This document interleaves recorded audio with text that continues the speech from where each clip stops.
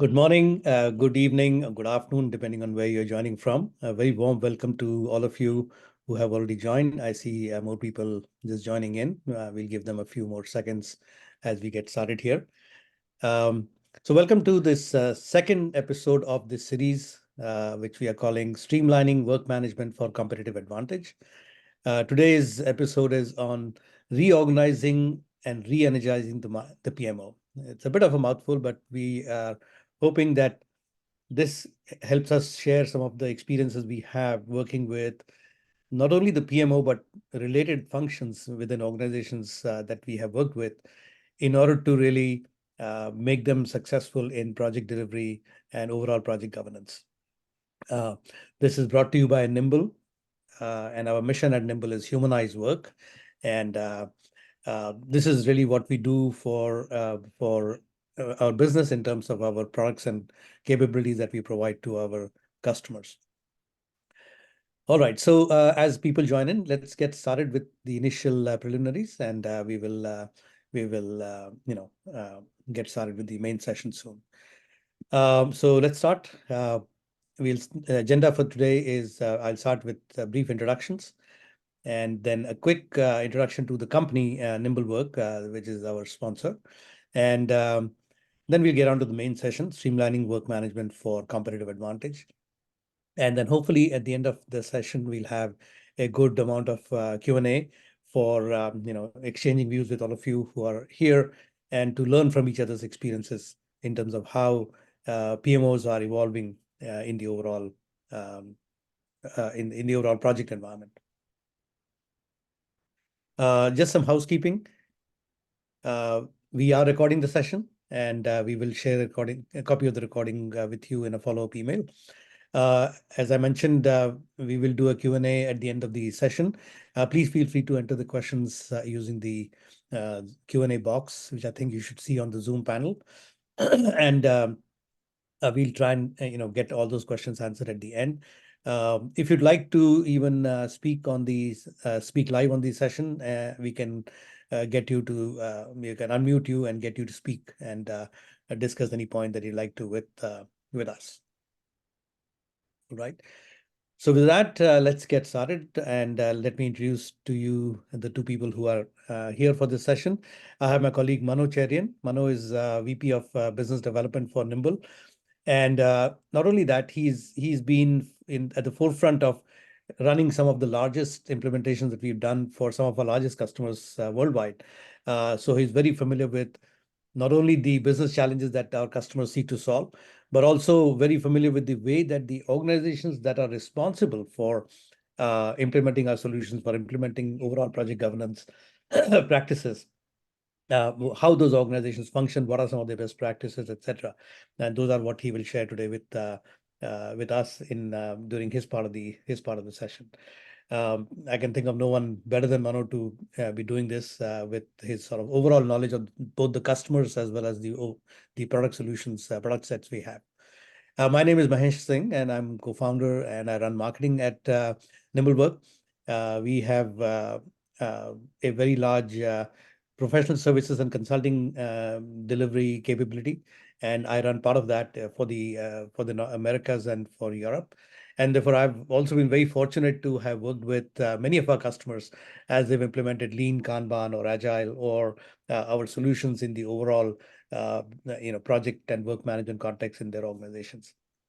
With that, let us give you a quick introduction to Nimblework itself. The company has been around for more than 2 decades. We are headquartered here in Cupertino, California, which is where I'm based. Mano is based in Bangalore. And we have been a pioneer in web-based project and work management solutions for all of this time, working with a variety of organizations, different sizes and so forth, to help them implement anywhere from very simple visual work management solutions to very complex program and project management, portfolio management type of solutions, and help them really become effective at delivering all of the services and products that they deliver to the market. We have over 1 million users around the world. And if you'd like to learn more about us, you can certainly visit our website at nimblework.com. Just a quick overview also of our product portfolio. So we this term adaptive project management or adaptive project and work management was a term I think coined by Gartner, and um, the idea was to uh, sort of make people aware of the fact that teams and people, when they're getting assigned to projects, that they're also working on other things. So they're doing new projects, new development initiatives, but they're also doing work which is, business as usual, keeping the lights on type of work. And therefore their capacity has to be kept in mind in terms of what is available for uh, working on the project that they're being assigned to, keeping in mind that they're also doing other things. This is a common problem that I think a lot of project teams face, where at the start of a project you allocate people assuming that they're 100% available when they're actually doing many other things. So adaptive work and project management is really a term that describes the fact that you're doing the regular day-to-day work, which may or may not be project related, and then you're doing specific projects which are driving the organization forward in terms of change initiatives and so forth. Um, this slide tells you, gives you hopefully a quick idea of what our products are. So we span sort of the overall, value stream of work management, from initiating new initiatives using either a OKR methodology, which helps our customers define their objectives and what they want to achieve in a particular time period. What those then lead to are new project requests, new project initiatives, some of which may be managed through a portfolio management approach or directly through an execution platform. For the execution side, we have, you may be working with Agile, you may be working with hybrid Agile, or you may be using a variety of different capabilities, and we provide those, as you can see, in the different modules that you see here, in terms of Nimble Agile, work management, Nimble Hybrid, and Enterprise. Nimble Retro is the retrospective tool that we provide for teams that use the methodology for every sprint or every release or every project, to see what went well, what went wrong, how to improve, and so forth. Swift Kanban is our sort of specialized lean Kanban agile tool for teams that are specifically sort of following the Kanban method. We are a big proponent of that in terms of participating in the Kanban community, and this has been a sort of key tool for us in engaging with that community. So as you can see, we have a lot of different options for teams that are looking to do work, to looking to manage projects, looking to implement agile, etc. And you're welcome to take a look at your own time if you need to look at any solutions for your organization. Just one last slide here in terms of who our customers are. You might see some known names and some name that may not be familiar. We have really worked with some very small organizations to some of the largest organizations in the world, where we have tens of thousands of our product licenses being used by companies to deliver projects to their customers, internal or external. And so therefore, we really have a lot of experience working with all kinds of organization cultures, all kinds of structures, and of course, all kinds of project delivery environments. And all of this is around the world. All right. So with that, let me get on to the main session. And Mano, welcome to you. Thanks for joining in. Hope you're ready for the session today. Yes, I am ready, and I'm very happy to be connected with you all today. Wonderful. All right, so we started this series last week, where we gave you an initial introduction to project governance and how organizations gear up for this. Today we thought we would talk to you a little bit about the organization that is involved typically. And of course, in a lot of cases, this is the PMO. In I would say in most cases it is the PMO, but supported by other functions as well. And so we thought we would talk to you about how some of these organizations are structured and how they truly provide the people capability, so to speak, to make sure that they are geared for success when they implement large scale solutions for managing their work or managing their projects. So this is really what the session is about today. What we will do is just to give a brief context in terms of what is the traditional, what is the type of the traditional PMO, and what some of its challenges have been. Then we'll share a little bit about our experience with our customers to see how these companies do it slightly differently, and therefore they succeed in terms of what they do. And then we look at a little bit the sort of current landscape of the ever-evolving reorganizing, PMO, and what are some of the new trends, new things that are happening, which enable the PMO to become even more geared up uh, for servicing the customers. So let me start with that. So the traditional PMO and its challenges. So uh, typically, what we have seen, and what the literature says, is that there have been three types of different PMOs that have been there traditionally, and that is the first one is the supportive PMO, and the main function of this was to essentially provide support on call or on demand, etc., and provide based on the kind of organization, based on the type of projects on the teams, provide guidance, best practices, and so forth uh, to the project teams, project managers, etc. Their authority level, their level of ownership was probably low, and they function sort of like an external consultant or an advisor. And what this meant was that their overall say in or rather in setting up the overall project governance was low, but they were providing support uh, on an as needed basis. The responsibilities could include a variety of different things, including training and mentoring, developing project management templates and standards as needed. But in terms of their overall authority or level was reasonably low. And I think this worked well where the project management activity was itself fairly decentralized. It could be being done at the departmental or even at the team level, and not overall at a centralized level. And therefore, PMOs could themselves be distributed, depending on the kind of organization or the size of the organization and so forth. So this is sort of the supportive PMO. After that was the sort of next level of evolution was the controlling PMO, where you had a greater amount of involvement of the PMO in terms of the actual monitoring and control of the projects. These I think PMOs were some of the most prevalent in terms of conducting the function of reporting and monitoring projects. They are the people who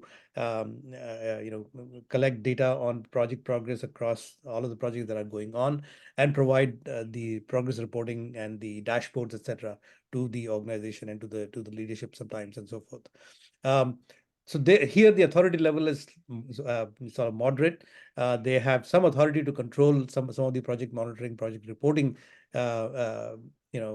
standards, and to be able to collect data from these teams, to be able to seek the information that they needed to in order to provide some of the reporting capability. Uh, so this was sort of the mid-level involvement. And then finally, of course, there was the directive PMO, which has been also fairly prevalent, I would say, in terms of the organization providing full control and direction to the projects. Here, in fact, the PMO itself was the primary function responsible for providing project management capability to each and every project being done in the organization. So they were essentially the entire set of project managers that an organization might have, and depending on the projects being done, they would provide the project management function and the people to run these projects.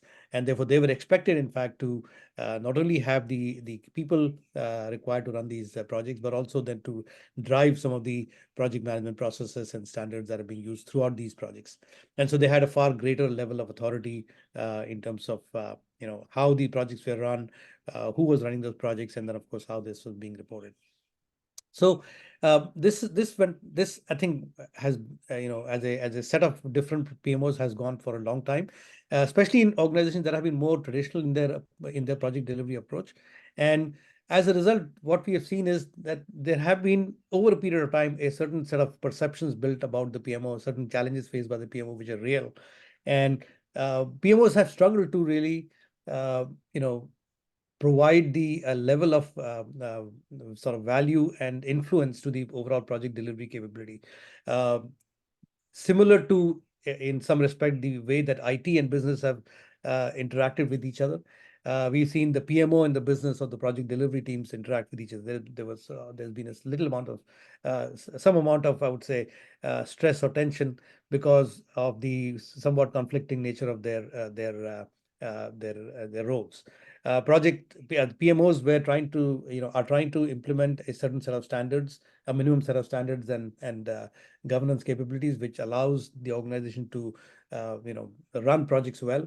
Project teams, on the other hand, are of course trying to get their projects done, and therefore they are, they are not sometimes more some of the organizations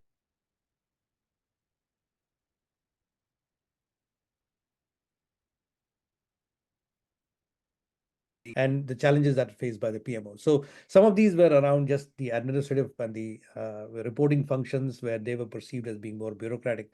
Some of the fact was around the structurings. PMOs have had a kind of wide range of possibilities in terms of the way that they reported into.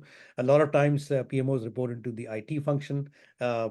Equally, perhaps they report to the operations of the COO of the organization or the head of business unit, etc. So in terms of their overall position in the organization as well as their level of ownership and authority could sometimes be challenging for everybody to understand. And so these have been some of the things that PMOs have struggled with. And then what we saw in our experience with our customers, that the the the set of functions that were conducting these rollouts of large solutions in our customers was slightly different. They had set themselves up slightly differently, and therefore they were more likely to succeed. We were seeing that they were in a way a little more effective in driving some of these initiatives. And so we really were taking a closer look at how these companies were doing this. And this is really part of our next part of the session, where uh, what we feel is that organizations that are serious about projects, they inevitably succeed, and therefore they needed to be organized in a certain way. They needed to have the right set of functions and roles available to do this. And just to give you a set of sort of overall context of how we have worked with these companies and who these companies are, they come from a variety of different sort of industries. So they could be from services, they could be automotive, retail. We've got banking and finance company experience. High tech, of course, is constant sort of mainstay of our customer base. So the experiences that we're sharing are really across the board. Um, we have worked with them in terms of implementing not just a tool, but it is really the overall project management or project governance solution. So it is not just the scheduling tool or the task management tool. It's really more than that in terms of people, in terms of budgets and finance, in terms of skills and training and all of those kinds of things. So we have really worked at an overall solution level. Um, we work with, of course, a variety of different business units, whether it is IT or the PMO or the marketing teams, etc. And then provided a whole set of capabilities around that. So again, the fundamental point being that our experience working with these organizations comes from working at a holistic solution level, and that's really what we will talk about in the next session. So with that, over to Mano. Mano, I'm going to stop sharing my screen and you go ahead, share yours.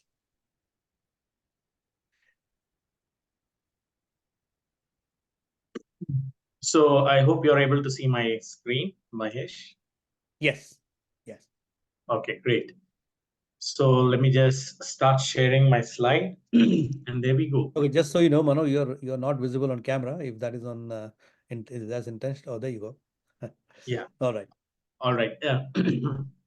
So, like Mahesh mentioned, we have been in the industry for close to 20 years. We have worked with customers of different types across multiple geographical locations and successfully implemented our solution. In most of the cases, we have engaged with the leadership of the PMO or the leadership of Center of Excellence to basically set up our tool and implement it across the organization. What we have seen is the approach which the PMO has taken over a period of time has changed drastically. The nature of requirements, the nature of uh, key capability that needs to be institutionalized across the organization has also changed significantly. And what we have done is we have taken three examples from these are based on our customer experience. These are our customer case studies, and we will very quickly present to you all some of the changes which we have observed across these organizations from a PMO perspective. The profile of customers are all these customers have centers of excellence and centers of delivery across the globe. They are mid-sized customers. They before they selected our application, they had a PMO in place, and PMO processes and practices were implemented across the organization. The first example that I want to talk about is about a system engineering organization, which is primarily into new product development. So this organization is into manufacturing and design of electronic components that is that is being used by various types of industries. It could be a railway transport industry, or it could be a electronic component manufacturing industry. So they basically develop new products. New products is what they get as a contract, and the development, the design, the development, and the manufacturing of these components is what this organization does. Now, every new product development initiative touches different departments that are there in the organization. And some of these departments are control electronics, signaling, mechanical engineering, software development, and so on and so forth. Each of these departments will have their own methodology, they have their own process, have their own ways in measuring how work is being performed, and all of this has been defined by the PMO. But they had a couple of challenges. One of the biggest challenge they faced was they were not able to deliver their products on time and successfully to most of their clients, especially when they reached a phase in their organization where they were scaling up and they were getting multiple contracts signed up across the globe. So when they investigated why they were not able to deliver the product successfully, it was found out that since they are operating in a mode where multiple departments are involved in the development of a specific product, there was an issue with accountability. There was an issue with visibility. Why am I doing this task? Why is this task very important, or this design component important, and why I should be accountable for its successful implementation? So that visibility was and accountability was a challenge. Though they had all processes in place, the methods in place, the standardized templates and trackers which they could use, they had all of that in place, but accountability and visibility was a challenge for them. The second challenge which they had was with regard to the estimates. So customers started questioning their estimates both from an effort perspective and from a timeline perspective, and that was causing a lot of friction between the customer with the customer relationship. So what the organization did is the leadership took a note about this, and a strategic initiative was spawned where they would improve accountability across the departments who are engaged in a new product development initiative. And they will also build in a lot of confidence to the customers, especially when it comes to estimates from an effort perspective and a timeline perspective.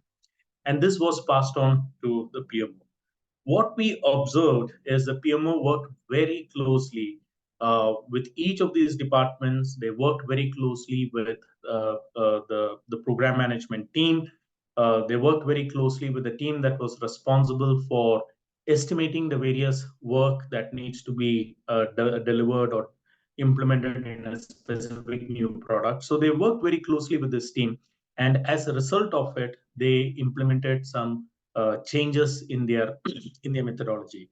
The first one is they observed that since each of these departments had their own process, they were using different trackers from an execution perspective, and a summary level information was provided to the leadership from a progress perspective.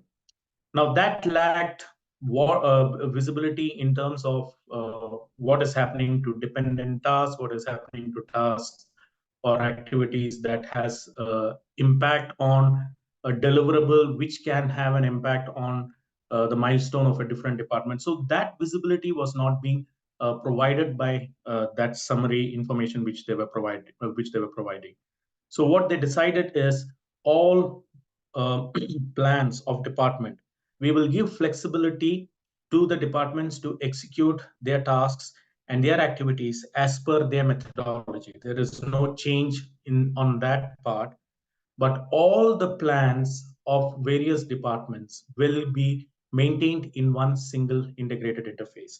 And that's exactly what they did with our application. So as you can see here, the various departments and their components and their plans was brought into one new product development program. And at any point of time, anyone from the leadership or anyone from the department will be able to see the progress of implementation. They will be able to see the percentage completion. They will be able to see the delays, and they will also be able to very effectively see the dependencies between tasks and activities of the same plan, and also with tasks and milestones of plans that belongs to different departments. This also fostered collaboration. The department heads started collaborating, sharing documents, sharing designs, all on time. So that brought in a much more collaborative spirit within the teams. And also, it started spawning a lot of notifications. So the department heads were informed in advance the impact of a delay or a likely delay that is happening, or any issue with any task or activity that was happening. So what they were able to do is, since they were able to bring in implement a framework where all components of a planning components of a new product development initiative was brought to one system, they were able to improve on the visibility.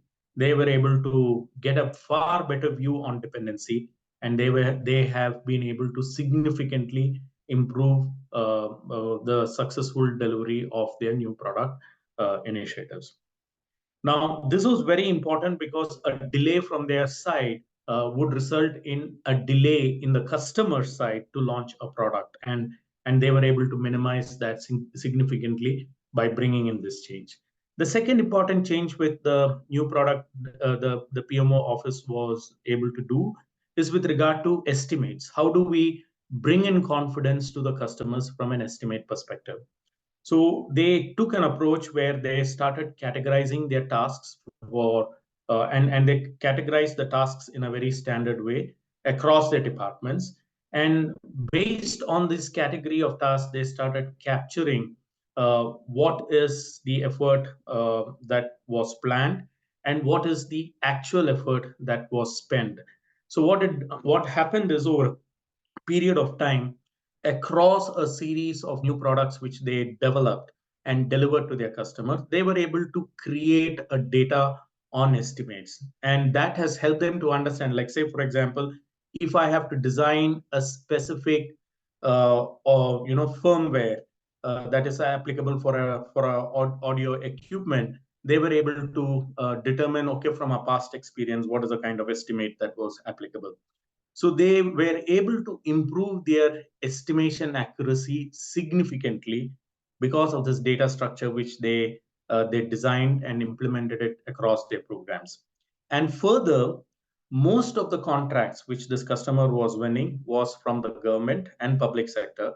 And in government and public sector, everything goes through an RFP process. So right in the RFP process, based on the scope that was determined, they were able to provide an accurate estimate as far as the effort for that specific project was concerned. And this basically resulted in helping them to win more deals. Now, what is important over here is all of this was done by PMO. PMO didn't focus on making the process rigid. PMO didn't focus on introducing additional steps to their existing process and thereby increasing the burden of the project or the program teams. That's not what they did. PMO interacted with the leadership. PMO had a close collaboration with the project and the program teams and the department heads, and they jointly discussed and agreed on an approach, and that approach was implemented. And as a part of that exercise, what the PMO did is they also measured the value that change would bring. So they were able to measure the percentage of success they have been able to achieve in delivering projects on time. That increased significantly in this case.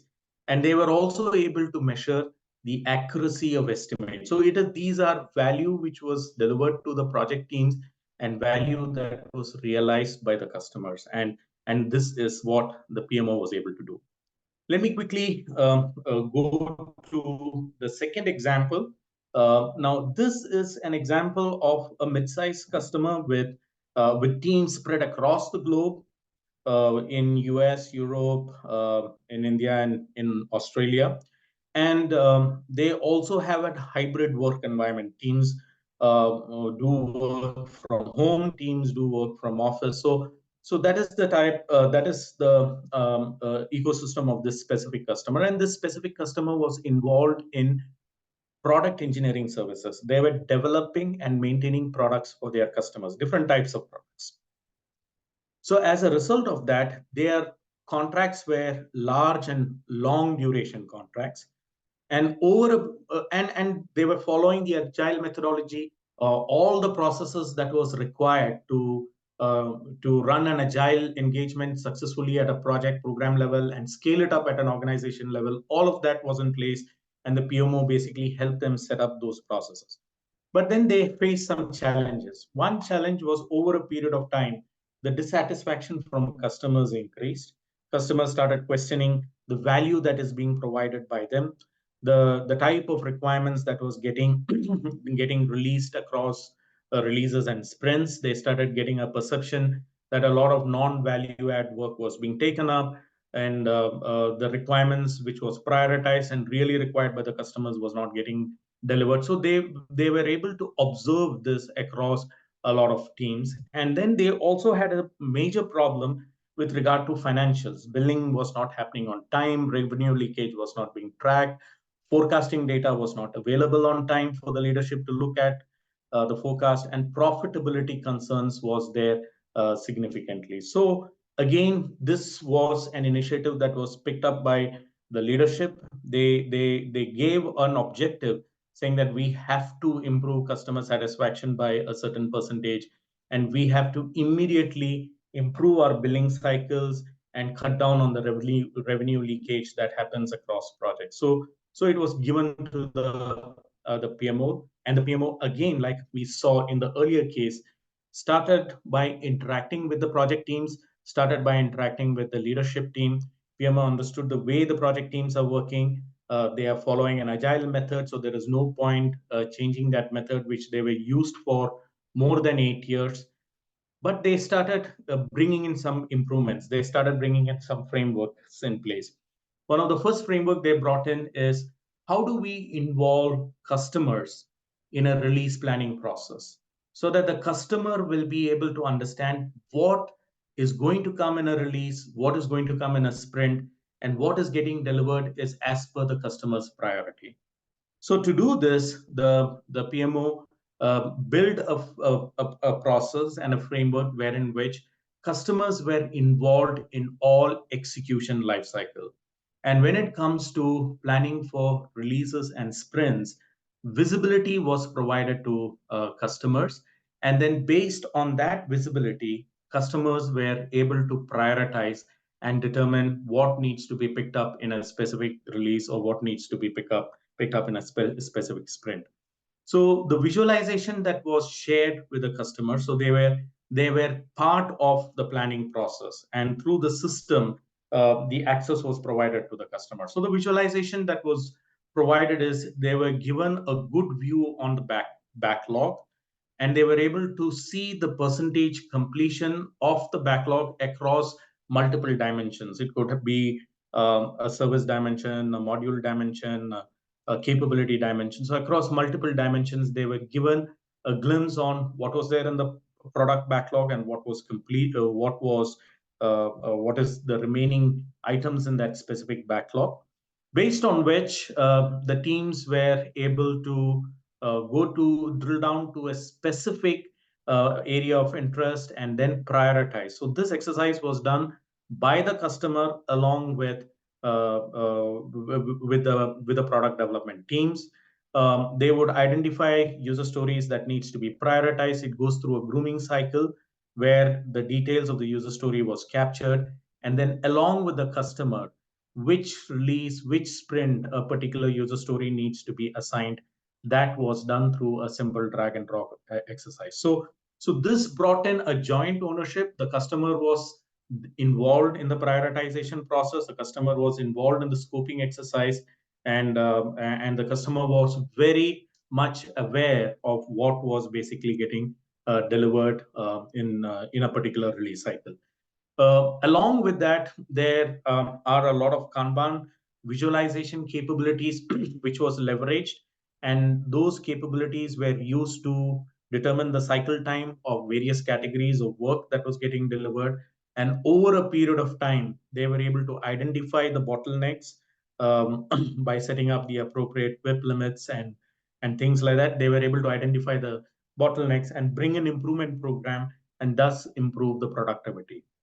Uh, Now, when it comes to financials and billing, they found out that the problem starts at the project intake. At the project intake, in the project intake process, there was no visibility on what needs to be delivered and what has been scoped from a financial perspective for the project in terms of what should be the resource plan, what should be the resource loading, how they should be distributed across multiple months or across multiple releases. So there was no such visibility that was provided. So the PMO got into a framework wherein they implemented a project intake process. It was driven through a workflow, and all the stakeholders who were involved in that particular account or customer had visibility. And as a result of which, they were able to more accurately plan and manage the resources that is required for a project. So there was resources were allocated at the point of need. There were no they were able to significantly bring down the idle time of resources who were getting allocated to projects. So all this resulted in multiple benefits, but some of the benefits which is directly attributed to their problem is they have been able to bring in a higher level of effort capture or timesheet compliance. They were able to so this customer at any point of time executes anywhere in excess of 450 to 500 projects. So across these projects, they were able to close the billing and invoicing within the fifth of every month, which was not happening before. And they were able to have a visibility on the resource plan, and they enforced allocations as per the resource plan that has been signed off by the customer. So this helped them in reducing a lot of waste. So again, if you look at this example, like we saw earlier, it is not that PMO went and built in some rigid process, built in some rigid metrics to track progress. PMO engaged with the leadership, PMO engaged with the project and the delivery teams, identified the problem, did not make significant changes in the way they are working. They adapted their process to the current mode of execution and brought in some improvements. And as a result of that improvements, they were able to measure the improvement that was brought within the project teams and the value that was delivered to the customer teams. I have one more example. This is an example of a healthcare organization who realized that the only way they will be able to scale their operations is if they are able to take up fixed price projects. And at that time when the leadership took this decision that we will be taking up more fixed price contracts, the confidence level was very low. They didn't have the data to support it. Yes, the teams were agile centric. They had simplicity in their planning, simplicity in their execution. Efforts were tracked, but efforts were not tracked as it was needed to be tracked. So they had all this lightweight processes in place, but that was not giving them the confidence if they will be able to take up a fixed price contract and still be profitable, deliver it on time with the required quality as per contractual norms, and still be profitable. So the the leadership took up this initiative, and the PMO they brought after extensive discussions and understanding the type of contracts which they are taking, especially in this healthcare domain. they came with a hybrid approach. They came up with a hybrid approach. And what the hybrid approach did was, since the teams were very agile in nature, they didn't want to bring in the elements of waterfall and things like that. They just created a container where every engagement will identify deliverable milestones. Now, these milestones could be defined by the customers, or it could be defined. There was a framework in place by which they will be able to define these milestones. And the impact of cost and the impact of effort for that particular engagement was distributed across these milestones. And what since the teams were very much operating in an agile mode, Scrum was a methodology which they were following significantly. They brought in a process wherein which the milestone was linked to user stories, which were the scoped items for the project. And these user stories were then taken by the delivery teams, and they followed their regular sprint and agile cadence from an execution perspective. Now, as a result of this linkage, data was flowing from the milestone to the user stories, and from the user stories, the actual execution data from the user stories was flowing back to the milestone. And as a result, they were able to determine the actual percentage completion at a milestone level. Based on the actual percentage completion at the milestone level, they were able to determine the actual effort that was expended and the actual cost that was consumed till that point of time. And this input was then used to determine the profitability at a milestone level and at a project level. And wherever the profitability was a concern, since it was brought up very much advanced in the project life cycle, upfront in the project life cycle, the teams had mechanisms to bring in, to intervene and bring in the right steps, implement the right steps to make sure that the impact of the delay or impact of the cost overrun is significantly reduced. Now, as a result of this, the confidence level for the customer increased significantly, and they were able to institutionalize that specific process across the organization. So, if you just look at this visualization, which is being provided, so what they were able to do is set up a process for tracking the progress of milestones, definition of milestones, and tracking the progress of milestones. These are the milestones that are under analysis. This is ready for development, and then you are able to determine the percentage completion. And if I want to know why is this, on what basis are we saying this milestone is 50% complete, then you can basically drill down and you will get a hierarchical view representation, which will basically show you the user stories or the epics that were completed for that specific milestone by the delivery teams. They could be single team or multiple teams in a project. So by that perspective, they were able to see the percentage completion. So this single visualization was what was used for defining and tracking the project end to end for fixed priced engagements. Again, if you see here, it was not PMO trying to bring in control. It was adapting itself to the way the project teams were working, but it was implementing a new process, which was delivering value to the project teams and value to the customers, because the customers were able to get their projects on time and within the agreed cost without any changes in the effort that has been committed. So if you look at it, or what we have seen, just to summarize, is the PMO is no more operating in a traditional mode, where the focus was on process, where the focus was on compliance and control. PMO is now an enabler for growth and success. And they have been able to do that by being adaptable, just by not institutionalizing or pushing process down. They have been able to bring that by being adaptable and by focusing on value delivery. The entire interaction with the project teams by the PMO is with regard to what is the value that can be delivered to the customer, so that we will be able to retain the customer and have a much longer run with that specific customer.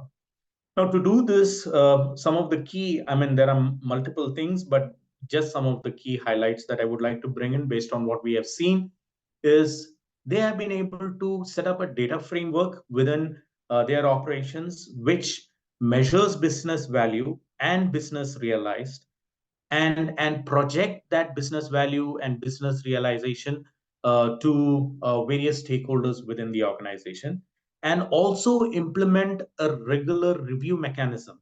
So the review was not on what percentage of my projects are compliant, what percentage of my projects generated the project status report, what percentage of my projects submitted the metric report. That was not the focus. The focus was on what is the value we have been able to deliver, and is there a mechanism wherein which we can improve and deliver more value to the customer.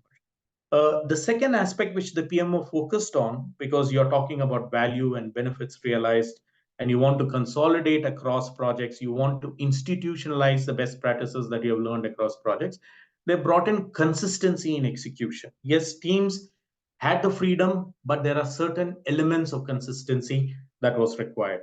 And as a result of this, the teams were being more responsive and collaborative. So they had brought in a consistent approach for execution, made sure that all data is available in a centralized hub, all project execution, program execution related data is available in a centralized hub, and use that data to get meaningful insights as far as value, progress of projects, and decision making is concerned.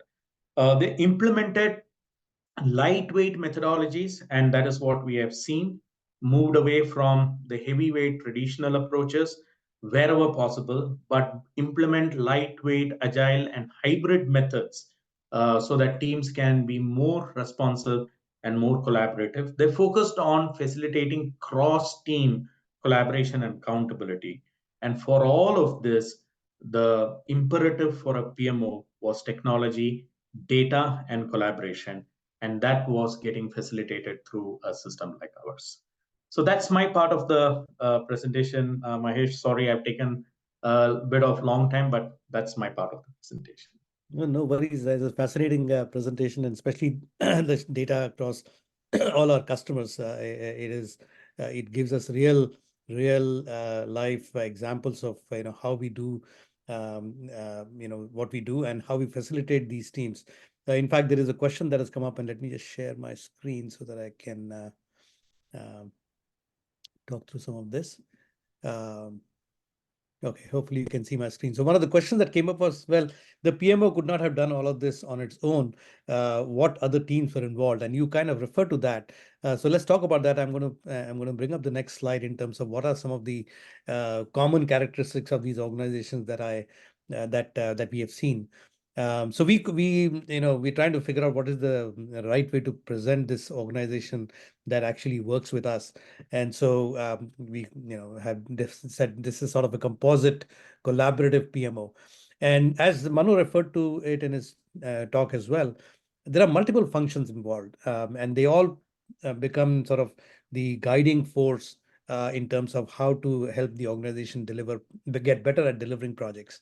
And so these include, of course, the PMO. That could be a agile PMO or a hybrid PMO, but it also includes teams like an agile center of excellence or a lean center of excellence. We see that in technology organizations, product organizations. A lot of corporate IT organizations have the same thing in healthcare companies, etc. Uh, in services organizations, we see a very big involvement of teams that are referred to sometimes as quality function or process or SEPG type of functions. And of course, IT is always involved typically in terms of providing the entire technology capability that is needed in order to implement some of the best practices and standards, and also to facilitate teams to be able to do the work that they need to do with the level of flexibility that they need to have. While the PMO and the related teams might roll out project templates that are expected to be used, the team itself has ample opportunity to modify them, to tailor them for the kind of project that they're doing, for the kind of customers that they are working with.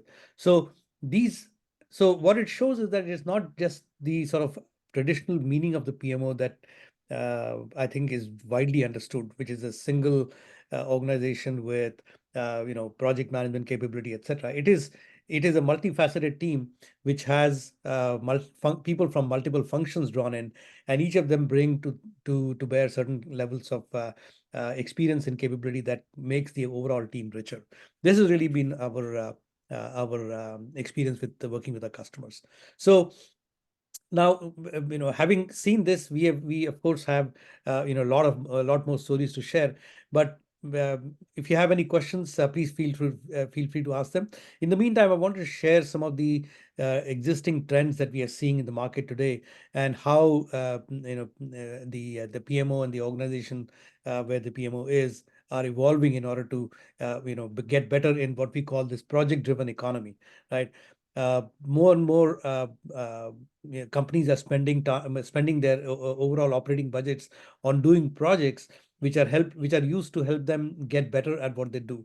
And so there is a statistic that is published in one of the articles that that is widely circulated on the project driven economy, that says that more than for the first time, a lot of companies around the world are spending more than 50% of their budgets on projects rather than business as usual activity. So these are some of the trends that organizations are observing, and PMOs are observing, and therefore they are responding to that with appropriate structural, technological process changes. And I won't go through all of them, but we'll cover a few. Digital transformation has been one of the key driving forces that has led companies to adopt technologies like AI and data and cloud and continuous delivery, continuous deployment type of solutions, which are uh, key in terms of helping these companies become far more agile, far more responsive to the market, and also adopt technology in a much more meaningful way. Of course, we have also become, especially since the pandemic, we have become much more virtual, and the PMOs have had to also look at how to live in this virtual world, how to structure in this virtual world. Uh, other things that are there, and again, I won't go through all of them, but certainly some of the focus on customer and customer experience and getting the organization closer to the customer has also been key. While you're sort of eliminating the middleman, um, building technology capabilities that allow customers to directly interact with the organization, whether it is in terms of consuming services or whether it is in terms of providing feedback or getting support from these organizations. In terms of the implementation of agile and continuous improvement type of initiatives, uh, it has also meant that project sizes have shrunk, and feedback cycles have become more frequent, and customers are far more embedded in typical projects that these companies do in terms of providing feedback, in terms of giving the original requirements of what they want, and therefore not only the involvement of the customer, but the overall framework in which you want to have collaboration, communication, and actual working together. All of that has dramatically changed with all the technology that is available to the organization today. And of course, uh, we no such discussion can be complete without the mention of AI. And especially in the last 2 years, we've seen the Chat GPTs, Bards of the world, Geminis of the world, completely transform the way in which all kinds of knowledge functions work. And therefore, the expectation as well as the ability of the PMO organization to sort of get these technologies in their own work and in helping their project teams work has dramatically changed. And therefore, all of this has had a big impact in terms of the way that these organizations are now able to deliver their projects, or are structured around how the PMOs themselves operate. So in general, the overall impact has been to shrink the overall time to market. Companies don't have as much time. They don't want to spend so much time bringing out new products and services every year, every quarter, every 6 months. You see new versions of products and services being deployed, and all of that has been able to be done because of adoption of agile and lean, for example. It's not just a technology or a product play; it is a complete business agility that we hear about. It is about a complete change in the overall culture of the organization, where there's far greater communication, collaboration, and the feedback, especially the feedback from internal as well as external customers. In terms of the impact on the PMO, what this has done, besides all of the things that Mano earlier referred to, and the overall set of functions involved, is that it has completely changed the level of alignment that they have with these strategic planning and execution function. So they have become far more aligned to leadership in terms of how new initiatives get identified, prioritized, and then they actually get taken up for execution. So the PMO has become strategically more central. While the structure of the PMO may have evolved, so therefore the PMO is now a composite structure, but that entire organization has become front and center in terms of helping leadership identify and prioritize initiatives that they need to take up, and then become far more adaptable and flexible in terms of how these get planned and delivered. So therefore, the sort of use of agile and hybrid agile methods has become key to how these PMOs are able to succeed. In terms of the actual organization structure itself, some of the names have been around for a long time, and I think probably all of them. But I think they have gained more significance in recent years in the way that PMOs think about themselves and their overall composite organization thinks about itself. So whether you're a traditional PMO or one of the others that you see here, agile PMOs or hybrid, these are activities that the PMOs do in terms of helping organizations roll out digital transformation initiatives or agile transformation initiatives, or provide a high-end service, which is through a center of excellence kind of a structure. So, irrespective of how these PMOs are structured, the level of capability, the level of alignment, and the level of or the sort of variety of services that they provide has become completely transformed. Um, in the way that the PMO's own staffing is concerned, some companies might have all skills available within a single team. But in most cases, what we see is that multiple functions come together and form a composite structure, which then provides the overall project governance capability to the organization and project delivery capability to the organization. And of course, in the current context, the use of AI has become a big part of discussion with our customers. Our own AI capabilities are continuously getting enhanced based on feedback and suggestions we get from PMOs around the world on how they're using LLMs and other AI capabilities to provide greater sort of routine support to the project managers and project team members, but also in terms of predicting project success or project failure, identifying risks in advance. All of those things have become front and center in terms of implementing AI in the overall set of technology capability that they provide to the project teams. In terms of the reporting structure, again, this has been evolving continuously, and we see a variety of different options that PMOs have adopted or organizations have adopted. So sometimes you might see a very clear association with either the IT or the operations organization, but sometimes it is a dual reporting structure. Sometimes it is dotted line to one or the other. And of course, there are matrix structures where there is reporting to the PMO as well as reporting to the business function within the organization that is running the project. Uh, in terms of the overall set of services that PMOs provide, I think it is only expanding. So especially PMOs that are more aligned to the strategic parts of the organization and the portfolio and OKR side of the organization, they have seen a shift left kind of a movement where they are involved far more in the prioritization of new initiatives and in terms of defining overall strategy for how organizations will select and execute projects. But nevertheless, their entire set of capabilities that they need to provide span all of these things that are listed here in terms of making sure that they set up a good project governance capability, and then they provide ongoing inputs, workflows, policies, all of that to the project teams in order to make sure that the projects get run properly.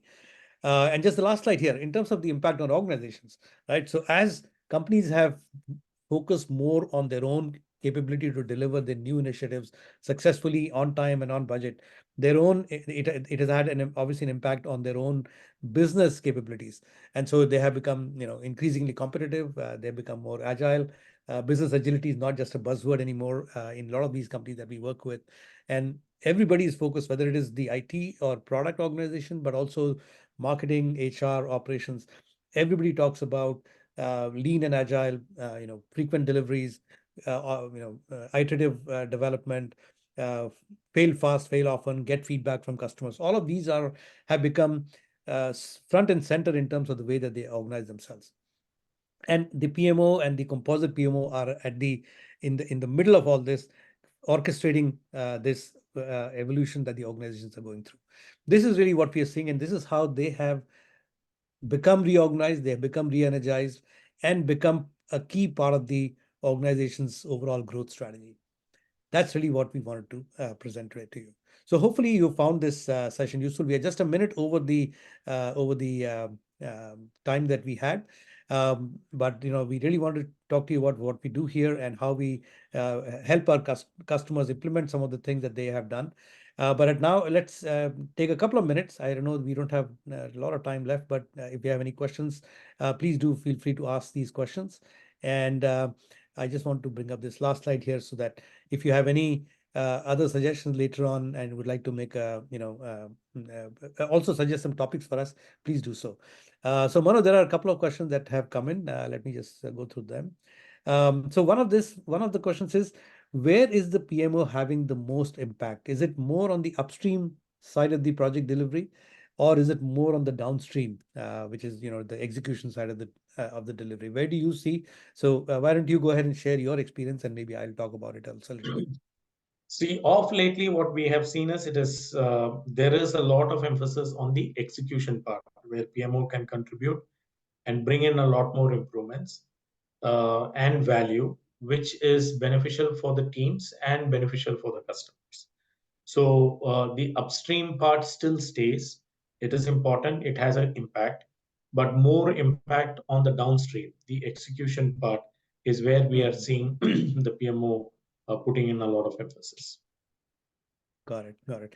I've worked with a couple of customers where the focus has, I mean, not just for the PMO, but for the entire organization, the focus has been on the upstream in terms of how they prioritize and reprioritize their critical initiatives. And especially during the pandemic, we saw a lot of our customers reorganize themselves because they had to suddenly deal with this virtual world. And the use of our solutions that we implemented there to easily reorganize and to easily reprioritize new initiatives and therefore new programs and new projects was something that they talked about, and therefore we saw a certain level of upstreaming of the PMO function as well. There's one other question, which is, what has been the role of finance and budgeting? Do you see in the examples that you gave, what has been the role of the folks who are essentially funding the overall enterprise? See, there it is since it is all, the what we have seen is all the supporting functions are closely getting aligned to the PMO, and and one of them is definitely the finance. So where and as a result of which, since a value is being presented upfront, the potential of getting funding has also been increased significantly. So it is no more just going and asking for funds.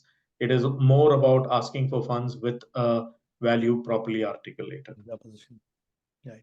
And again, we have seen this as well, that the budgeting organization or the finance organization is closely involved with the way that solutions get designed. And it is not just about controlling spend.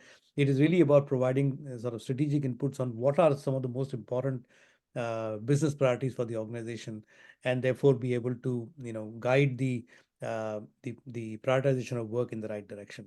So they are certainly involved. But I think the other organizations that we mentioned, whether it is the Centers of Excellence or the PMO itself or the process and IT functions, they certainly have a bigger role in terms of just the way that project governance is set up. Great. So I think we are definitely now more than 5 minutes over time. So we will end it here. I'd like to thank all of you who've been sort of patiently here throughout this conversation to be part of this. We'd love to hear more from you in terms of feedback, other suggestions on topics that you believe we should cover, and we would look forward to having you in the next session next week. That we come back to you on a weekly basis. So thanks a lot again. And Mano, thanks very much. And Thank we will you. again meet next week. Thank you very much. Thank you. Bye bye.